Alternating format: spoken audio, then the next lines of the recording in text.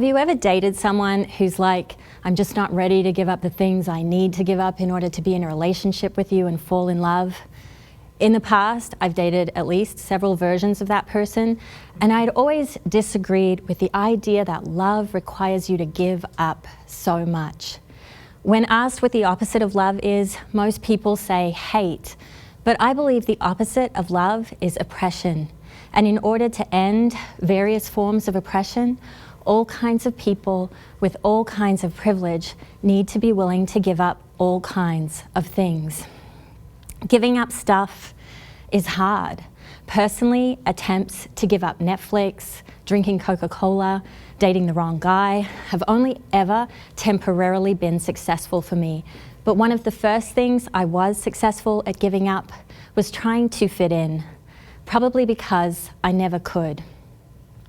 On a pristine piece of coastline, in a country known for its kangaroos, Vegemite, and unfortunately racism, I made my way out of my mother's womb, brown and 7 pounds. The White Australia policy, dismantled just prior to my arrival on stolen land, had long upheld the ideal of a completely white nation, the after effects of which still remained. The half of me that was not of Australian heritage was the half of me that people saw, judged, questioned, and that half of me made all of me feel like the only home I had was not a place that felt like home.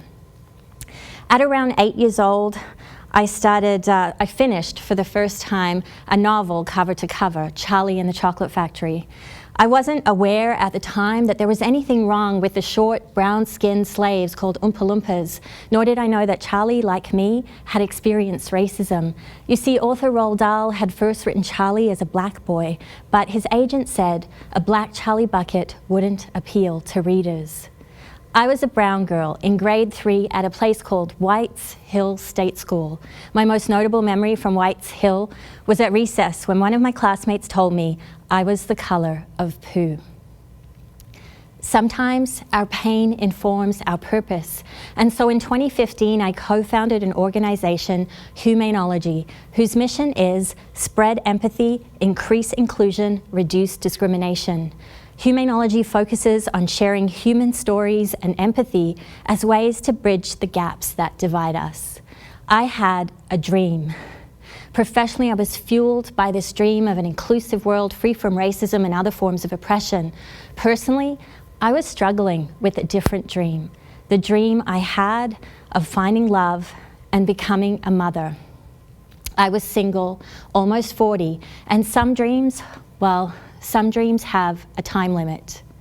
If you want to find love, get hitched, get laid, and have a baby, step 1 is to give up the belief it can't happen and to show up on a first date. And so I did. If you want to end a system of oppression like white supremacy, step 1 is to give up the belief that you haven't perpetuated injustice and to show up ready to act. One of the ways we perpetuate injustice is by unknowingly or silently enjoying privileges that marginalize others.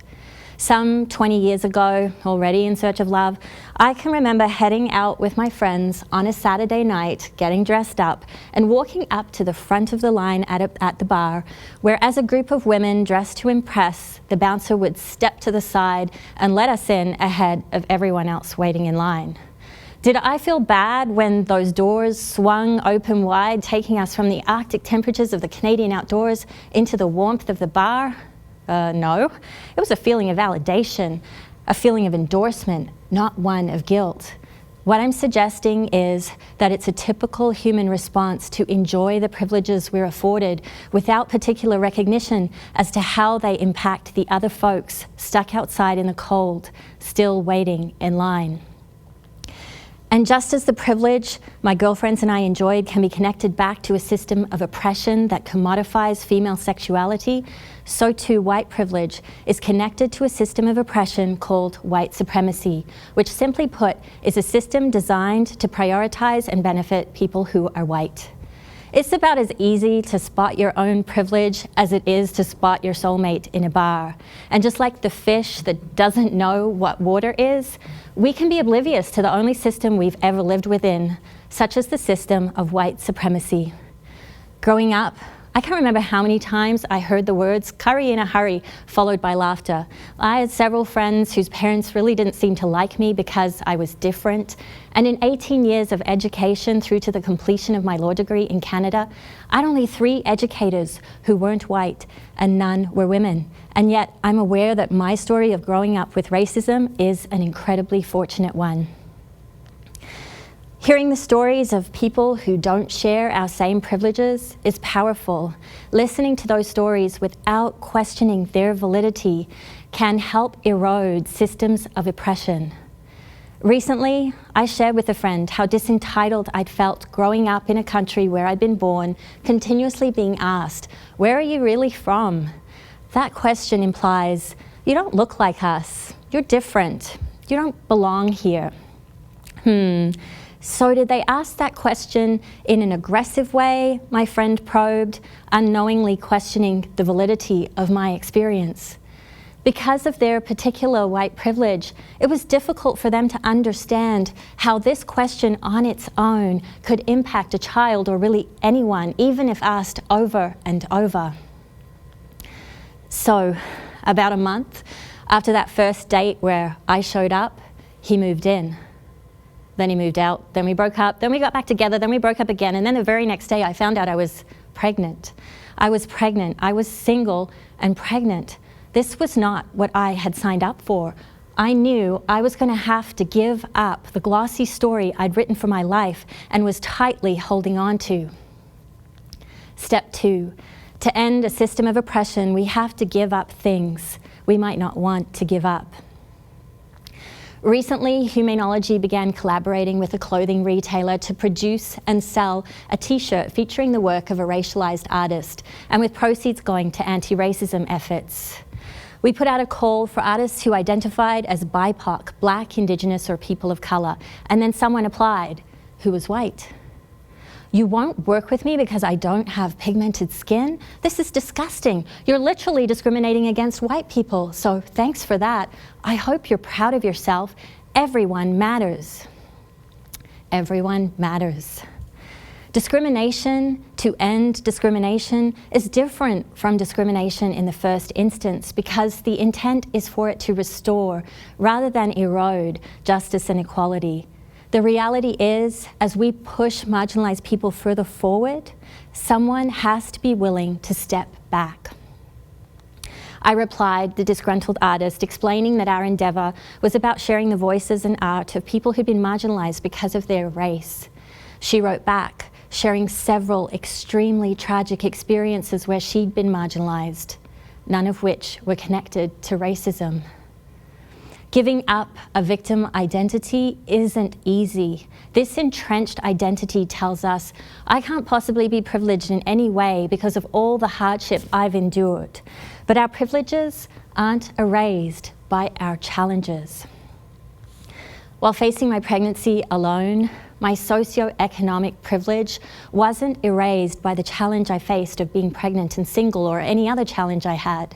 Like any privilege, it made my experience less challenging. Not easy, but less challenging because of it. There are some situations where no matter what hardships we faced, we can't be victims. And as a white person, when it comes to racism specifically, because racism is a product of the system of white supremacy, you can't be a victim. Have you ever shared something challenging you're going through with a friend or a loved one, and they started telling you about an experience they had that was similar but was also kind of different, and in the process they failed to validate the very vulnerable thing you shared and made the conversation about them rather than you? Well, when we're talking about racism and the conversation is redirected away from racism by whataboutism, it is a way of powerfully disrupting not just the conversation, but also the possibility of equality for people who aren't white. And today on Earth, that's equality for about 88.5% of the world's entire population. As the size of my belly increased, so did the frequency of assumptions about my theoretical husband. Oh, your husband must be so excited. Get your husband to rub your feet for you. So does your husband want a boy or a girl? Step 3, to end a system of oppression, we have to give up assumptions and generalizations. So a few days passed, and then a whole flurry of public posts came in from the disgruntled artist, alleging discrimination and sharing that her friends who were people of color were outraged by our call for BIPOC artists. Not all people who've experienced racism are going to agree on how to end it. Even the terms people of color, BIPOC, racialized, non-white, visible minority are all highly contentious amongst the people they refer to. How could there not be incredible diversity when 6.9 billion people in the world aren't white? Avoiding assumptions and generalizations about these people is needed in order to stop marginalizing them. Just because a South Asian friend told you, I've never experienced racism, doesn't mean South Asians don't experience racism. And similarly, assumptions and generalizations we make about people who are white can also derail anti-racism efforts. Just because a white person has a black friend or a brown spouse or a multiracial child doesn't mean that they aren't impacted by white supremacy. White supremacy, in reality, can be compared to a pandemic of sorts, with a contagious and fatal narrative that even infects the very people it marginalizes. When we make assumptions or use the wrong words, most of the time it happens unintentionally. But lack of intention doesn't reduce damage. This one time, I was at yoga and I unintentionally put my bag down on top of a tea light, and I still set the place on fire, not in a good way. Step 4, to end a system of oppression, we have to give up comfort and perfection. As we begin to speak up, call out, and act in support, it is going to feel uncomfortable at times, especially when we encounter people who disrupt our efforts or when attempts at dialogue and understanding fail, as they did with the disgruntled artist. Inevitably, at some point, we're going to mess up, and that's perfectly okay if we're open to feedback, can apologize, and learn from what happened.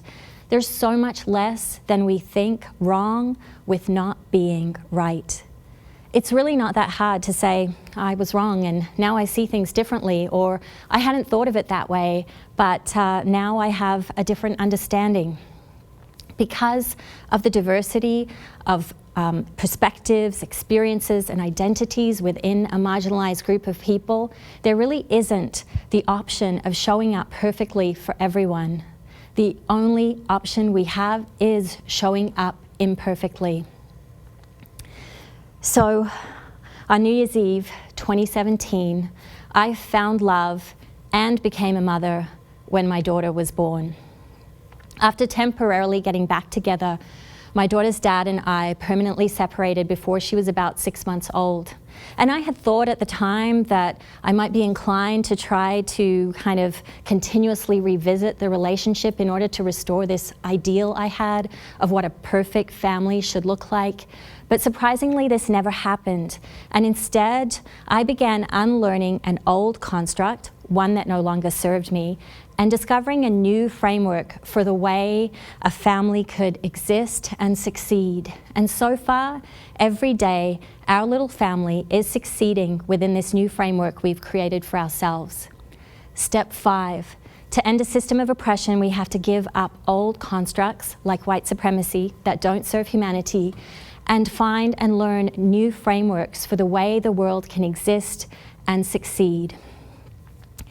Having a child introduced me to a kind of love that was so immense and so beautiful and had made me give up so much. Perhaps love did require us to give up things, to sacrifice. Maybe this is, in fact, the cornerstone of what love is, the willingness to give up something for someone else. Looking at it that way, when we give up things to end white supremacy and racism, these aren't just acts of justice. They are also acts of love. And there is a lot for a few people to give up and so much for many to gain. As we begin to act like a parent whose kid never sleeps. Fatigue and burnout are real and can move us off course. There are 5 words of empathy that we can draw upon at any time to reorient us back on the path toward justice and ultimately love. What would it be like? Now, anyone can ask this question. You know, I don't hold white privilege, but I do hold cisgender, heterosexual, able-bodied, and citizenship privilege, among others. And I can ask myself the question, what would it be like if my family and community didn't accept me because of my sexual preference? What would it be like to risk my life fleeing a war-torn country? What would it be like? Now I have a toddler. I really don't get out very much. You definitely won't find me pushing to the front of the line at a bar, but you probably will find me pushing a swing at the playground, standing there, taking a moment to think about my daughter's future. 400 years. 400 years of white supremacy.